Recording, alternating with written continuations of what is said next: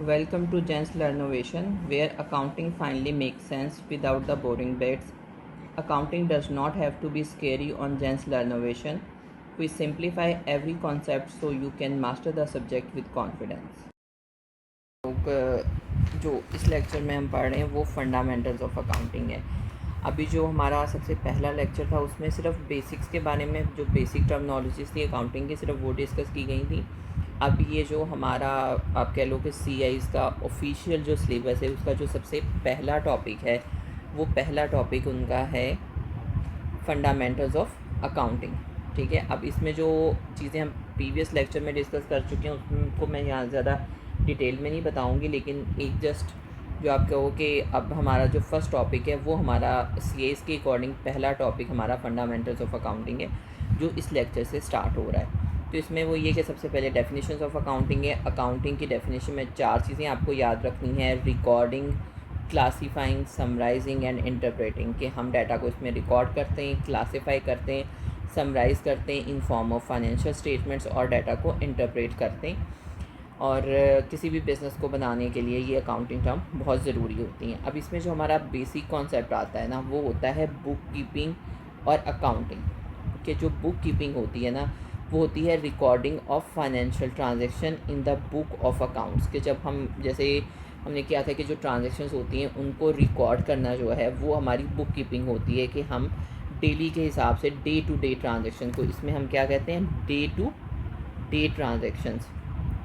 कि जो डेली की ट्रांजैक्शंस होती हैं उनको हम रिकॉर्ड करते हैं तो वो हमारी बुक कीपिंग होती है। लेकिन जो अकाउंटिंग है वो एक ब्रॉडर कॉन्सेप्ट है in comparison to book keeping, क्योंकि अकाउंटिंग में बुक कीपिंग भी इंक्लूड होता है, लेकिन इसके साथ साथ इसमें हम डाटा को इंटरप्रेट करते हैं, डाटा को समराइज़ करते हैं, एनालाइज करते हैं और उसके बाद इनको रिपोर्ट करते हैं फाइनेंशियल डाटा की फॉर्म में।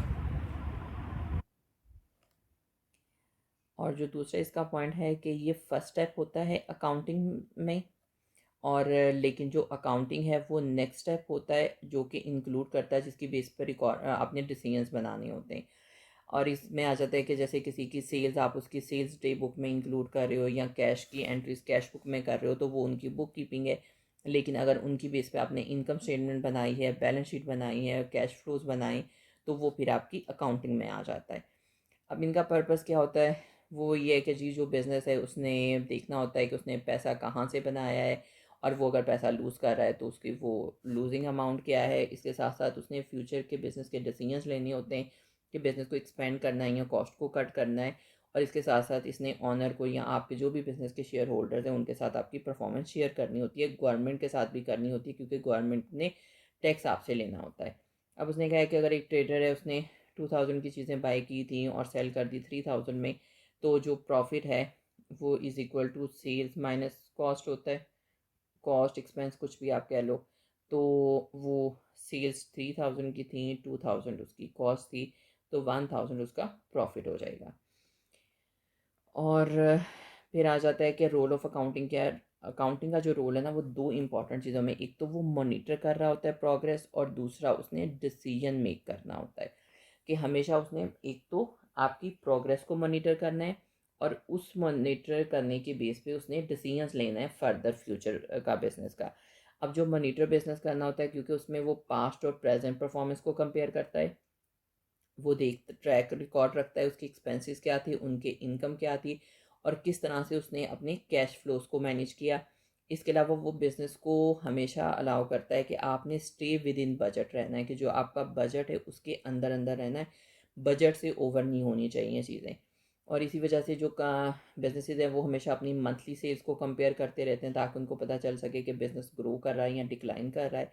और इन्हीं चीज़ों की बेस पे वो डिसीजंस लेते हैं कि फ़र्दर हमें कोई चीज़ बाय करनी है, इन्वेंट्री को बाय करना चाहिए या नहीं करना चाहिए। बिकॉज अगर वो किसी एक स्पेसिफिक इन्वेंट्री में काम कर रहे हैं तो उन्होंने देखना होता है कि अगर तो वो प्रॉफिटेबल है तो वो फ़र्दर बाय करेंगे, अगर प्रॉफिटेबल नहीं है तो वो फ़र्दर उसको बाय नहीं करेंगे। और इसी तरह वो असिस्ट करते हैं कि सेलिंग प्राइस क्या होनी चाहिए और कॉस्ट को कंट्रोल कैसे किया जा सकता है। हर बिज़नेस का मेन जो एम होता है वो यही होता है कि सेलिंग प्राइस उसकी ज़्यादा से ज़्यादा हो किसी तरह से, और जो उसकी कॉस्ट है वो हमेशा मिनिमम हो जिस तरह से भी हो सके उसके पॉसिबल टर्म्स। फिर इसके साथ वो प्लान करता है कि बिज़नेस को एक्सपेंशन की तरफ लेके जाना है या उसको क्लोजर की तरफ लेकर जाना है। कि अगर बिज़नेस बहुत अच्छा परफॉर्म कर रहा है तो उसकी फर्दर ब्रांचेस ओपन करेगा, उसको एक्सपेंशन की तरफ लेके जाएगा। लेकिन अगर बिज़नेस से कंटिन्यूसली लॉस हो रहा है तो इसका मतलब है या तो वो क्लोजर की तरफ लेकर जाएगा, या फिर वो अपने स्टाफ को चेंज करेगा, या जो भी वो मॉडिफिकेशन देखेगा कि क्या क्या चीज़ की पॉसिबिलिटी हो सकती है। अच्छा, अब इस वाले में जो हमारा मेन चीज़ है ना वो है अकाउंटिंग इक्वेशन, कि अकाउंटिंग इक्वेशन क्या होती है। अब जो अकाउंटिंग इक्वेशन है वो फाउंडेशन है डबल एंट्री अकाउंटिंग की। डबल एंट्री अकाउंटिंग के मतलब जितना कोई भी जब आप ट्रांजैक्शन करते हो तो उसकी डेबिट अकाउंट भी होता है और उसका क्रेडिट अकाउंट भी इफेक्ट होता है। तो वो डबल एंट्री अकाउंटिंग के हर एक ट्रांजैक्शन मिनिमम 2 अकाउंट को इफेक्ट कर रही होती है। तो इसको शो करने के लिए जो कि इसको कह लो कि डबल एंट्री अकाउंटिंग की जो रिप्रेजेंटेशन होती है या जिसको हम शो करते हैं वो अकाउंटिंग इक्वेशन से वो इसको प्रूव करती है। कि जो अकाउंटिंग इक्वेशन है वो शो करती है रिलेशनशिप बिटवीन एसेट्स, लाइबिलिटीज़ और ऑनर्स इक्विटी में। अब अकाउंटिंग इक्वेशन क्या होती है कि asset is equal to liabilities plus owner equity. Asset is equal to liabilities plus owner equity, ये हमेशा सेटिस्फाई होगी। ये अकाउंटिंग का रूल है कि ये इक्वेशन हमेशा बैलेंस रहेगी दोनों साइड पे, कि जो भी लाइबिलिटी प्लस ऑनर्स इक्विटी आप ऐड करोगे तो that must be always equal to asset side, वो हमेशा एसेट साइड की इक्वल होनी चाहिए। अब इसमें है कि एसेट्स हमारे कौन से हो सकते हैं, हमारा कैश, हमारी inventory, building, vehicles, account receivables वगैरह, ये सारे हमारे एसेट्स होते हैं। लाइबिलिटीज़ होती हैं जो कि बिजनेस ओज टू आउटसाइडर है। अब इसमें बैंक लोन होगा, क्रेडिटर्स के अकाउंट होते हैं जो सप्लायर्स वगैरह से आपने क्रेडिट लिए होते हैं। इसके अलावा ओवरड्राफ्ट होता है, मॉर्गेज होती है। मॉर्गेज होती है जब कोई चीज़ आप लीज़ वगैरह पे लेते हो, कि लॉन्ग टर्म लीज़ पे आप कोई चीज़ ले रहे हो, तो वो मॉर्गेज है जिसके अगेंस्ट आप कुछ ना कुछ सिक्योरिटी दे रहे होते हो उनको। अच्छा, मॉर्गेज का कॉन्सेप्ट हमारे फर्दर लेक्चर्स में आएगा तो अभी उस पर ज़्यादा फोकस नहीं करते। अच्छा, ऑनर्स इक्विटी है। ऑनर इक्विटी एक ऑनर्स क्लेम होता है ऑन द बिजनेस एसेट के, ये एक अमाउंट होती है जो ऑनर ने इन्वेस्ट की होती है। अब जो ऑनर्स इक्विटी होता है ना, ये उसका एक फॉर्मूला टाइप आप कह सकते हो कि ऑनर्स इक्विटी का क्या होता है। ऑनर्स इक्विटी में इन्वेस्टेड बिजनेस अमाउंट होती है, उसमें वो प्लस प्रॉफिट करता है कि प्रॉफिट कितना हुआ, और उसमें से माइनस करता है लॉस और ड्राइंग्स। ड्राइंग्स होता है जो बिजनेस ओनर अपनी पर्सनल यूज़ के लिए चीज़ें निकालता है। तो owner equity is equal to होती है इन्वेस्टेड अमाउंट जो आपका कैपिटल होगा प्लस प्रॉफिट, ये माइनस लॉस हुआ तो माइनस हो जाएगा, और ड्राइंग इसके साथ माइनस हो जाती हैं। फिर इसमें आ जाता है कि जैसे अगर स्टार्टिंग का बिजनेस विद कैश है तो आप इसको अकाउंटिंग इक्वेशन में कैसे लिखोगे कि owner start business with 10,000 cash. तो अब देखो ये asset is equal to liability plus owner equity side है।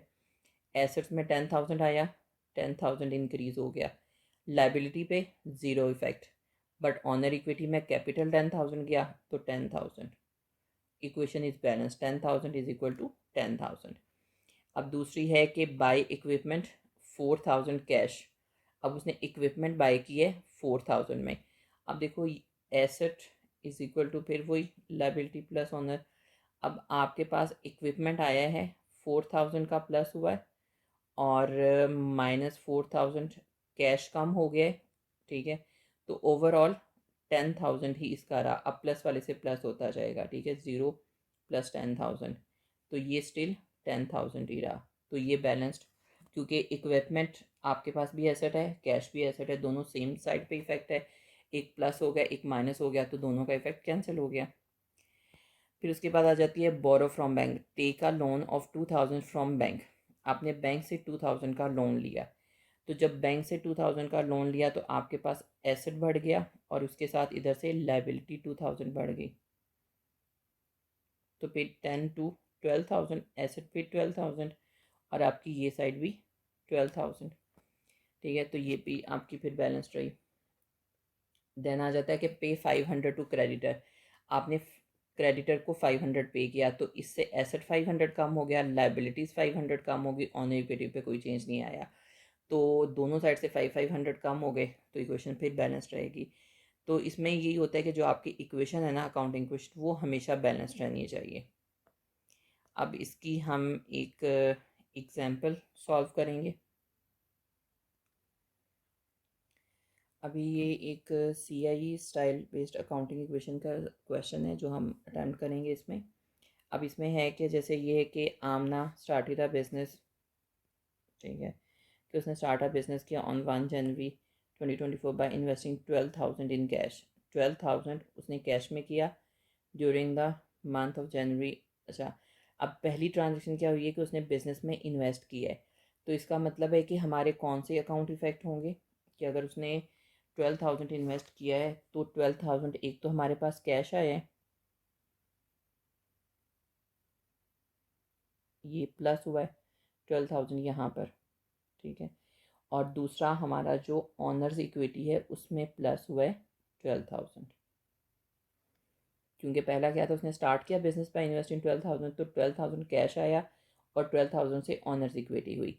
अब फिर बॉट इन्वेंट्री फॉर 3,000 कैश, उसने 3,000 से इन्वेंट्री बाई की है कैश से, ठीक है, तो इसका मतलब है कि -3,000 हुआ यहाँ पे, कैश कम हो गया और इन्वेंट्री +3,000 हुई, और बाकी जो हमारा होगा लाइबिलिटीज़ और ऑनर्स इक्विटी पे इसका नो चेंज, क्योंकि लाइबिलिटीज़ की कोई एंट्री नहीं है तो वो होगी नहीं इसमें, लेकिन ऑनर्स इक्विटी पे इसका कोई चेंज नहीं आएगा क्योंकि कैश कम हो गया और इन्वेंट्री उससे बढ़ गई।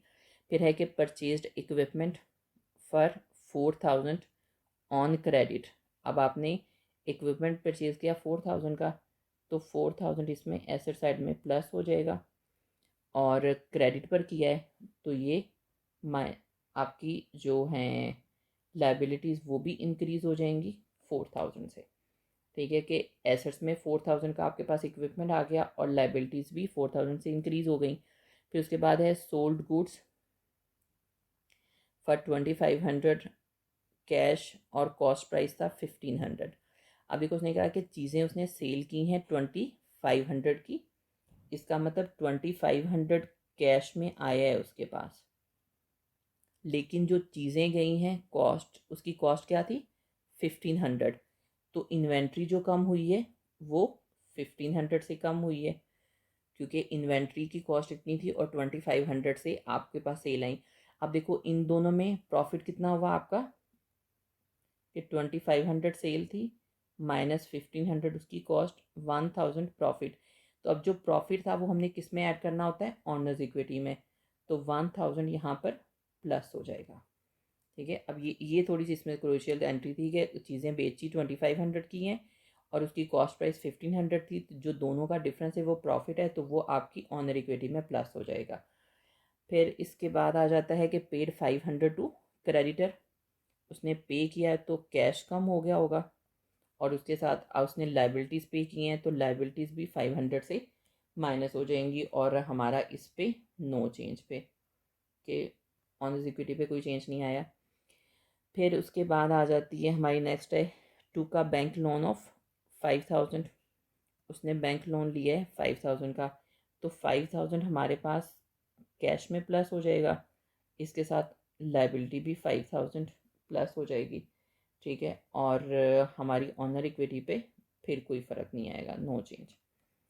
देन लास्ट है कि withdraw 1,000 cash for personal use, उसने 1,000 विदड्रॉ किया है, तो इसका मतलब है कि 1,000 माइनस हो गया, कैश कम हो गया, और उसके साथ जो विदड्रॉज है वो आपके ऑनर इक्विटी में से भी माइनस हो गया, ठीक है, कि आपने विड्रॉ किया पर्सनल यूज़ के लिए बिजनेस ऑनर ने, तो 1,000 आपकी ऑनर इक्विटी में से माइनस हो गया और 1,000 एसेट्स में से कम हो गया।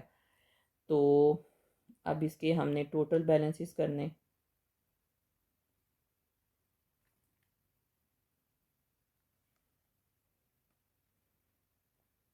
अब इसकी यही होती है कि अगर आपके टोटल बैलेंस हो गए तो इसका मतलब है कि वो आपका ठीक है, और अगर नहीं हुए तो इसका मतलब वो इक्वेशन गलत होती है। फिर अब अगर एसेट्स का हम टोटल प्लस कर लें तो ये बनता है 15,000, और जो इक्विपमेंट है उसका टोटल बनता है 4,000, और जो इन्वेंट्री थी उसका बनता है 1,500, और अगर आप ये लाइबिलिटी वाली साइड वाली टोटल प्लस करो तो इसका आता है 8,500, और ये आपकी साइड की टोटल बनती है 12,000।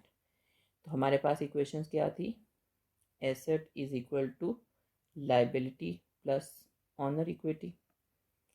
तो अब 1500, अब एसेट साइड पे हमारा क्या प्लस हो जाएगा, 15,000 plus 4,000 plus 1500 is equal to liability है 8500 प्लस 12,000 ऑनर्स इक्विटी। इन सबको प्लस करो तो आपका हो जाता है 20,500, और इस तरह 12,000 प्लस 8,500 करो ये, तो ये भी 20,500। तो इसका मतलब ये हमारा बैलेंस्ड है, तो इसका मतलब अकाउंटिंग इक्वेशन कंप्लीट हो गई। ठीक है, चलो, ये थोड़ी एक्साइटमेंट वाली चीज़ होती है कि आपकी बैलेंस हो गई है। ठीक है, तो अब अगर बैलेंस है तो इसका मतलब ये बिल्कुल ठीक है, अगर बैलेंस ना हो तो इसका मतलब है कि ये आपने कुछ ना कुछ इसमें गड़बड़ की हुई है। और that's it for today's lesson. Keep practicing, stay consistent, and you will see how easy accounting becomes. Don't forget to like, share, and subscribe to Gen Z Learnovation, where learning meets innovation.